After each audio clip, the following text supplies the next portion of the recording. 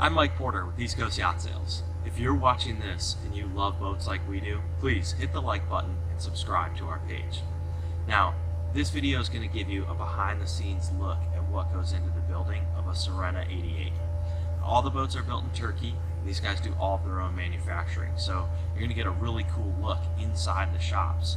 You're going to see the metal workers fabricating the stainless steel handrails, and over in the soft goods shop you'll see them building the cushions that you actually sit on in the salon.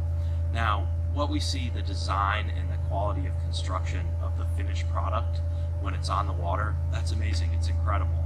But this video really gives you a behind the scenes sneak peek at the capacity and the scale that goes into building these big yachts.